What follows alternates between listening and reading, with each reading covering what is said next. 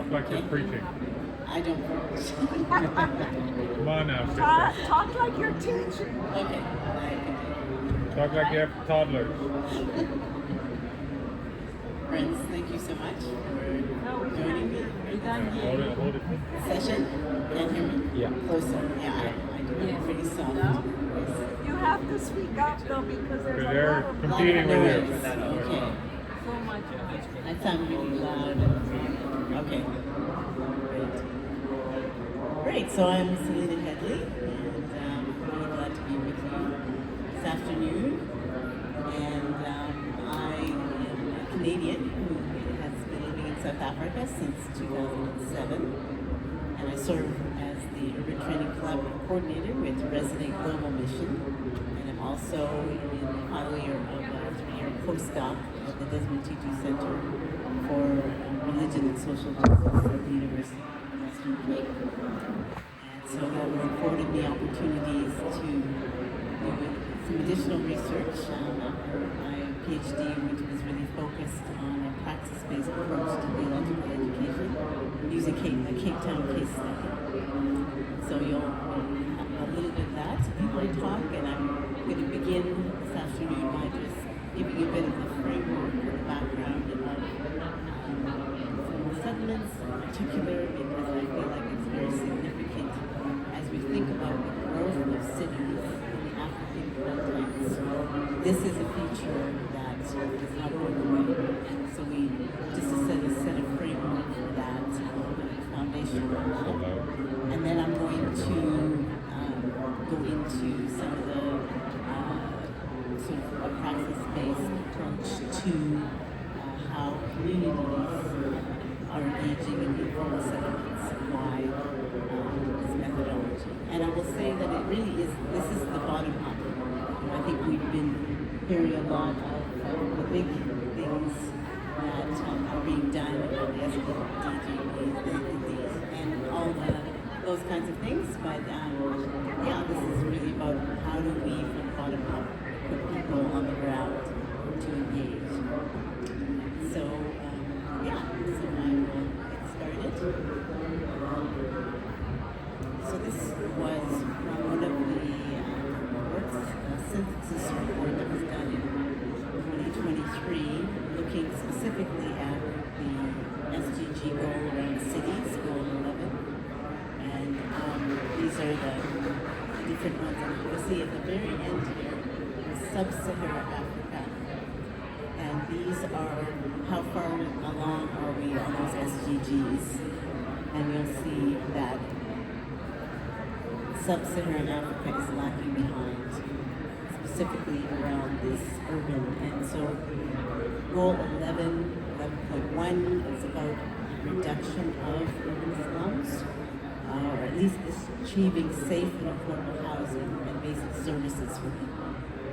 And then far behind on the track of accessible transportation, especially when it comes to vulnerable populations, like the elderly or women, children, differently abled persons. Most of the systems are very low capacity and difficult to access in African cities. The sub-Saharan African cities in particular. So also the increase of waste, coupled with poor management of waste, which compounds with air pollution or air quality.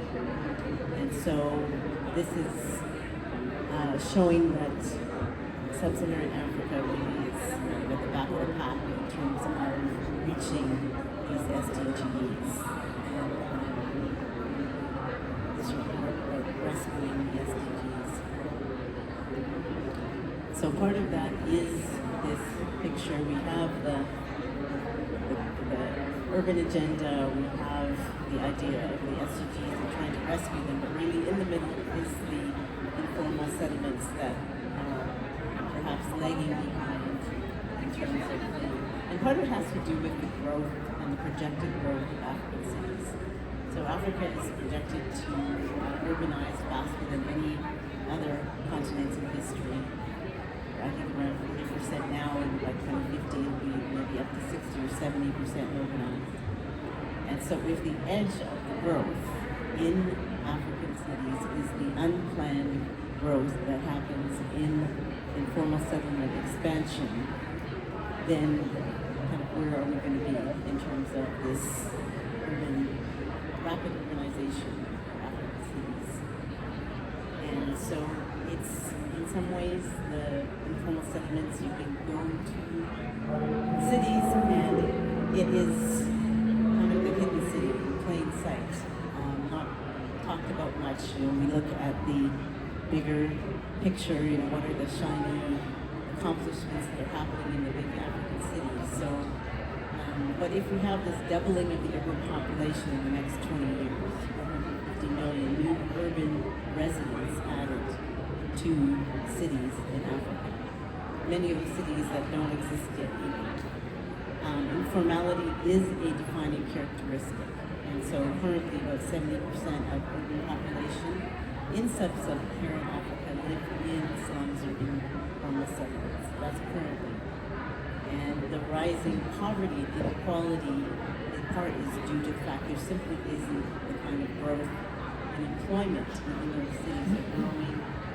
People are in informal employment, and it's insecure and or high unemployment. So this is part of the challenges. This was a drone image thing that Johnny Miller did in 2019, particularly of South African cities. So I'm going to zone in a little bit on South African cities, but in some ways the colonial and apartheid footprint is the captured imagination of African cities. So even though it isn't the same as apartheid was, you can see in a lot of the big cities the kind of best of things go to a certain portion of the developed city. And so, and it's very close to each other. This is, you can see that every South African city has this, because the prosperous suburb relies on the cheap labor of the informal settlement that is in close proximity. So, Selena, hold on just a minute. We can't hear you We can't turn it on on. this one. oh, you're still not hearing me. Should Yeah, I speak up. Because they're try to speak up? Okay. Yeah. Speak up. That can't go louder. No. You just pull it closer. That won't work. Okay. Okay. So it's part of the challenge in the global south is this rapidly growing density in the informal settlements, where shack dwellings are kind of brimming. People are tightly together in precarious spaces, lacking basic services. But the elite city is where the services are concentrated. And so it's what one of my former theologians, Vianna Willem, used to speak of as the proliferation of the zinc forest is the growth of the informal settlements. That is part of the reality. And so Cape Town is known for its beauty. You can see the World Cup Stadium there. That's what that oval is. And this is part of the elite city. You can you come into Cape Town, you drive by quickly some of the informal settlements, but you can literally spend the time there and not be exposed at all to what is happening, where the actual majority of the people in the city live. And so this is the fastest growing edge of where the population is. And these spaces were designed to be away from the elite city, so that's why things like transportation are so difficult. People wake up at 4 a.m. in order to get these taxis, which includes walking, which includes queuing and lining up, and it takes them, so they leave very early in the morning and they come back very late at night, and then people are wondering why children are unintended and those kinds of things. But it's people aren't gone because they want to, and that's if you manage to get employment, right? So so I like this picture of the city because I think it depicts, really gives you a sense. So it's a population density map. And so the green spaces are probably what we're used to in our North American cities in terms of density, but the concentration of the people, those are where the population are concentrated in the city, in the informal settlement. So there's over 250 in Cape Town alone, and those obviously were designed as part of the apartheid spatial planning, and it's what Edgar Peters of the African Centers for Cities speaks of as the stubborn knot of spatial inequality. That is where people who are people of color, Black people, primarily are born into these low-quality schooling areas, ineffective health care, poor nutrition, limited social infrastructure, and being caught up in all kinds of oppressive social dynamics. That's just the concentration of people.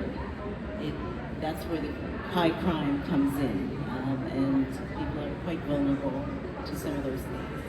That's not the only story, but part of it is we need to understand how these spaces in their unplanned state are developing. This was a pretty disturbing report done by one of the groups that does advocacy for in Cape Town, and they were looking specifically at how were the police engaged in Kailicha. So I'm going to be talking a little bit about Kailicha, the second largest informal settlement in Africa, and approximately, they don't know exactly how many people, but it could be up to 500,000 people living in Kailicha. It was one of the tallest towers there. And so it kind of reflects a bit the harsh reality for young people in particular. How many young people have witnessed violence and experienced it as well. So, not to paint, that's not the only part of the story, but just to understand if we, as people of faith, are going to be thinking about African cities, we have to really know the grounds of the informal settlements and what the space is like. So the question is, a little bit about now faith community's response. So I'll share some about that, particularly around the process of this community-based urban praxis. So this process of intentionally journeying with people with shared values and commitments, and beginning with the entry into the city. Entering the space based on some coming together, shared values, but reflecting specifically on the community afresh, thinking about closely examining and articulating what is happening around you and around a particular point of concern or passion, or an issue of injustice that needs transformation. So this comes out of a process I was part of in 2016 with 12 other practitioners from all over different parts of the city working for transformation in different communities, doing education work, doing housing work, doing pastoral work in the townships, and we came together in a kind of a cohort over a year and walked through this kind of process, these moments of this cycle, which helped us to really get grounded into the city. I think oftentimes as faith communities we work in isolation, we work in silos, we have something we're concerned about, and there's a need, we're just going to fill it. But this is a deep process of reflection and action that causes you to pause and reflect on your own immersion, thinking carefully about really what is happening and why are you part of this story, in this thing you're trying to change in the community. Then moving into that space of reading intentionally the urban space more deeply. So going beyond the surface and searching for the relationships between underlying values, events, structures really behind the problem, So engaging in a social, economic, political analysis, mapping the power relationships, mapping the resources as well as the deficits in the community, and examining and probing the consequences, but also collaborating with others who want to share in changing the same thing. So part of that investigation and mapping is finding out who else is working on this area of concern. And then moving into the imagining stage, the reimagining urban space. So taking account of what you've learned in this self-description of your immersion, but also in this deep community analysis, but taking the critical reflection that you're surfacing and then discerning and outlining an alternative imagination. And so this is where drawing from faith resources such as sacred texts, faith practices, the dreams of what should be happening in the community if what transformation would look like.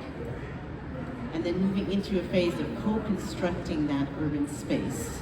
That strategic moment of drawing from this collective wisdom of the community, this deep work that you've been doing in reflection, and discerning the appropriate steps to collaborate with others in the community to transform into fresh plans for action.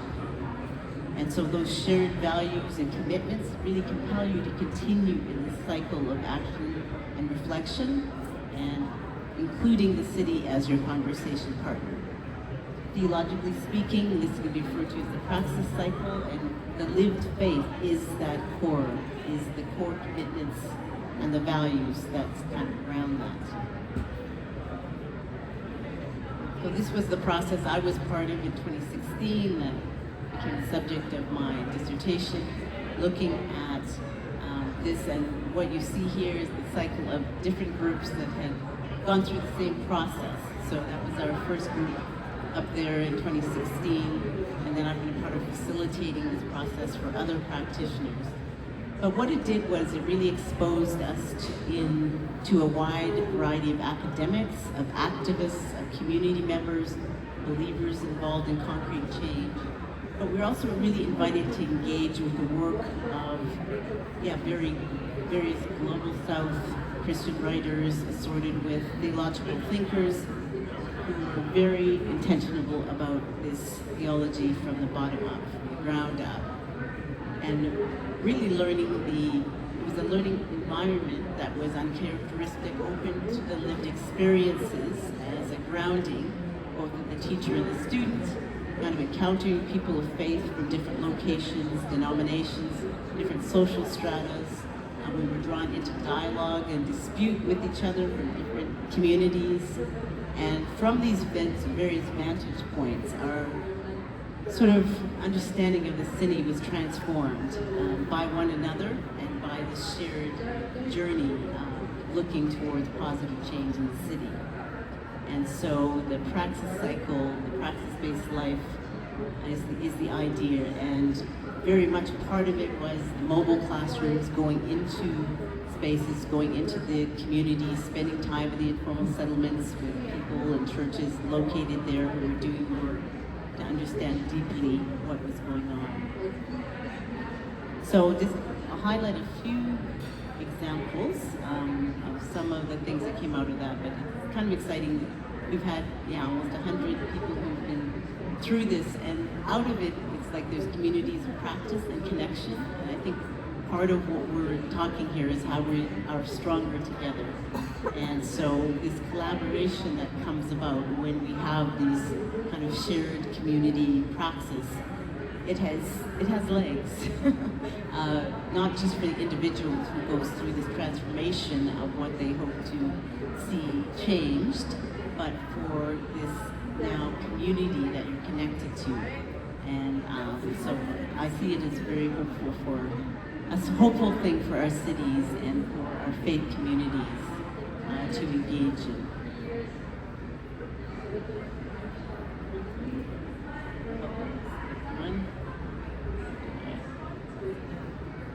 So, this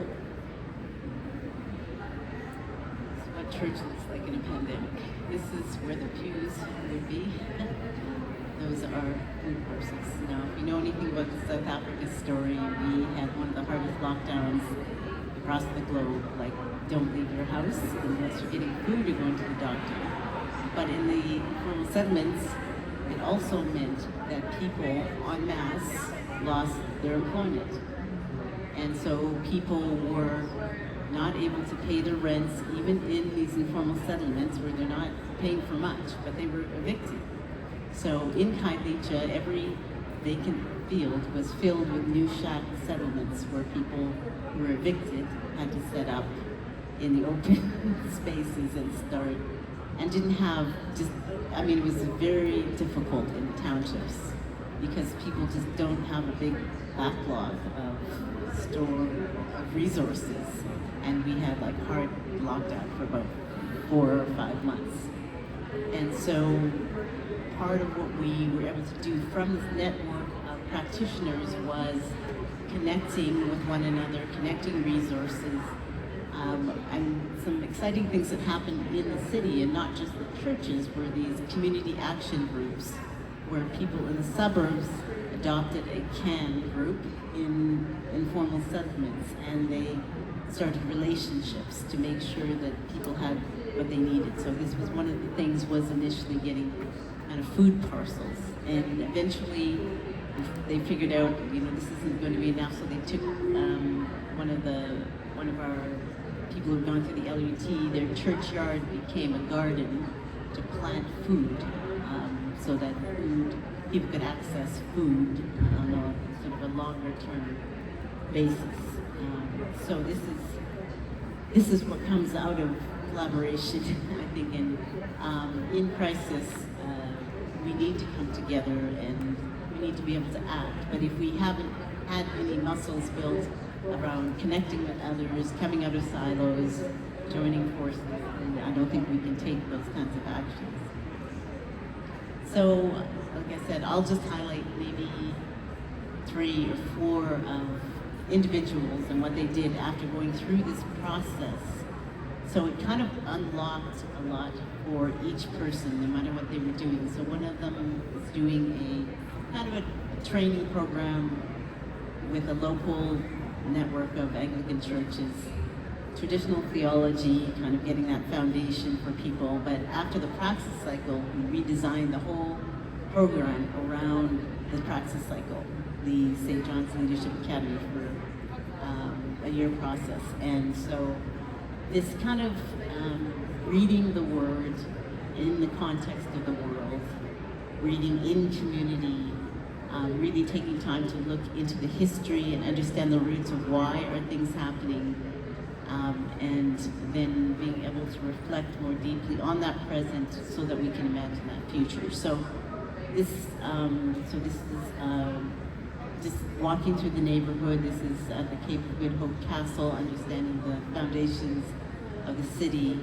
So very much a part of it is this idea of mobile classroom, being out in the city, connecting the dots with why things structurally are the way they are.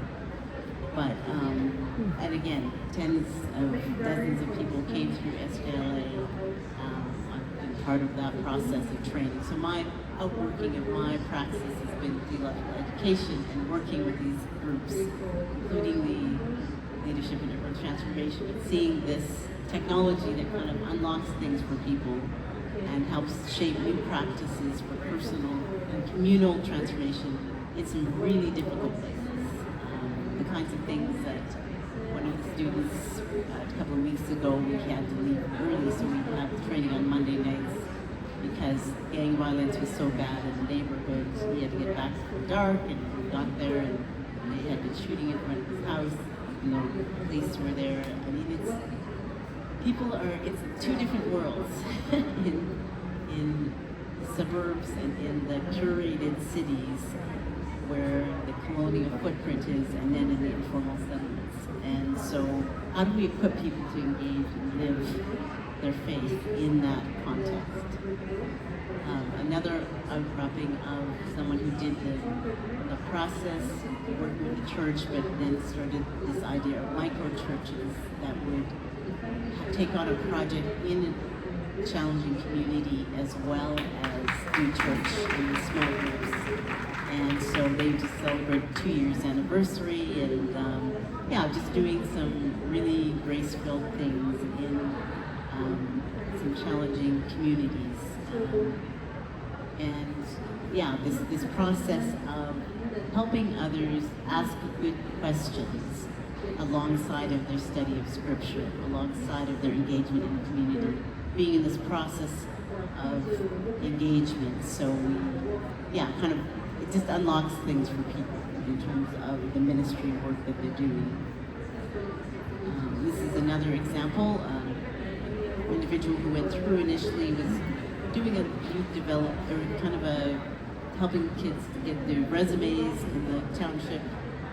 But after this process, decided they needed to actually start a school in Kailicha. And so this is, again, a brand new school process with the acronym LEARN. Kind of the primary thing is leadership, so teen empowerment and employment. And just a couple months ago, they launched a music school to help teens teach other young people how to. And they did this in connection with the New City Network. It was a relationship I was able to connect them to in the States, who actually helps teach people, young people, to teach other young people in the community in a very short time how to play instruments. And so it's been quite wonderful. So obviously education, so a lot of times education is substandard, but they use a Cambridge curriculum, and they help the young people study online. As part of it, they have sort of STEM and robotics as part of the curriculum, exposing kids to what they usually wouldn't get in a township school. The arts is also a big part, music, and really making this space a refuge so that it's a loving community, a safe space for between 8 and 6, 5 days a week, 250 days of the year, and also the value of nurturing spiritual formation for the young people, as well as, yeah, just life goal development. So this is the kind of the outcome of these deep analyses. You go from just a youth development approach to saying, you know, we actually have to re-educate our kids. So I just wanted to give you a few examples of the dozens of people who've gone through this process, and I'm also going to have us engage in a little bit of discussion. But just to recap for you, recognizing kind of the lived vitalities in the urban spaces, in the township spaces, in the spaces that are hard spaces. This process of entering with deep reflection into our own place and passion in the community. Taking some time to read the urban space deeply with social analysis to really uncover the structural challenges so that we can begin to address those as well as the core issue we're addressing. And in that process, finding others who are doing it, so we're working together. And this reimagining through the use of our faith resources and envisioning a preferred future. How should things look? And we reflect on God's intention for humanity. These places don't give dignity and humanity. What are we going to do to make that a reality for people? So that's where taking the action, co-constructing, and collaborating with others becomes very important. But the picture of the round table, we start in community. We start in this reflection, not alone, but in community, with the communities on the ground, and redeveloping visions of what can we do from the ground up. So now we're going to have a little bit of time, I think, to break into groups, and I just thought it might be interesting if we reflected on a few questions from the presentation, and then do a little bit of feedback, if that's okay. So in recognizing these lived vitalities around this praxis lifestyle, putting feet to our faith, what new insights have you gained from the place of informal settlements in the African cities as we're contemplating African cities? What new insight have you gained? And then what stands out for you about the framework of this community-based urban praxis?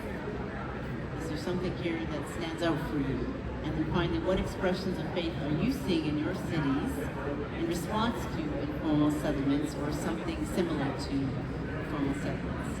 So I know we've all come from a lot of places, we all have some very rich experience, and so I wanted us to engage in a little bit of conversation, maybe in groups of 2 or 3, and then we could come back and get some feedback and just hear one another. Is that okay?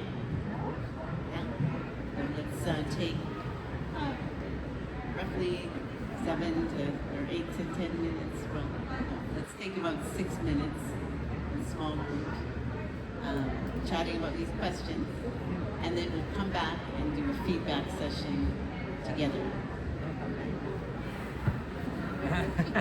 Could do it by region. Let's introduce yourself. You're sitting next to. Yes.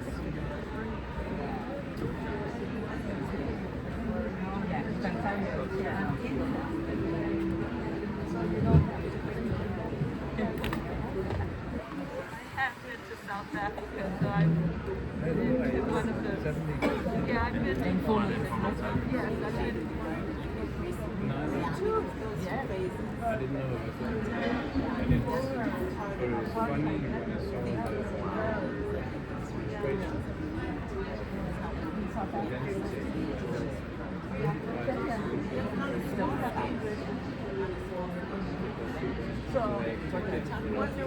proper space.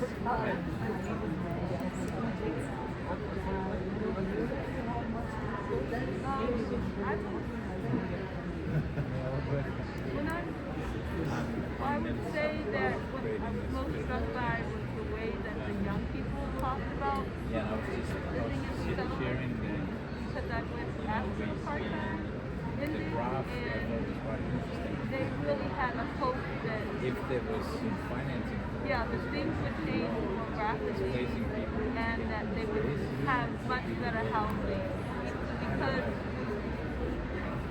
that picture Because the density, you that she showed either you have some to ways move look those better people so than the density goes down, the or settlement that I saw. I mean, they didn't have floors in these homes. yeah, okay.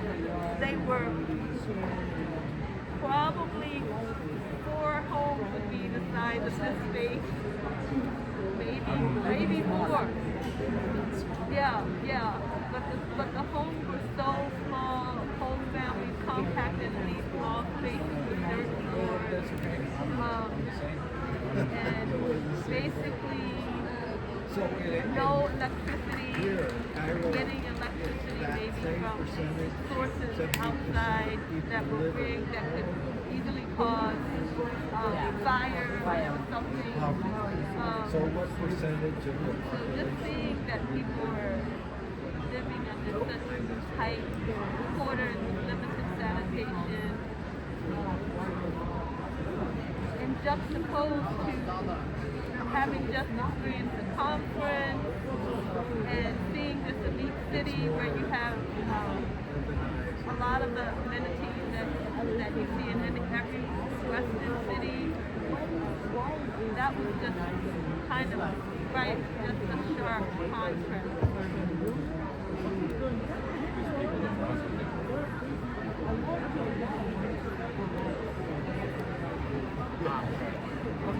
My question. I guess, I mean, I want to make sure we have time to discuss the other two as well, but I think one quick thing I'd say was helpful was the graph, the spatial disparity, spatial injustice, and just this amount of demographic crowding that you were talking about stepping into space, these efficiency. I think it helps me imagine the problem, not having this. Neighbors and therefore they move to our services and that's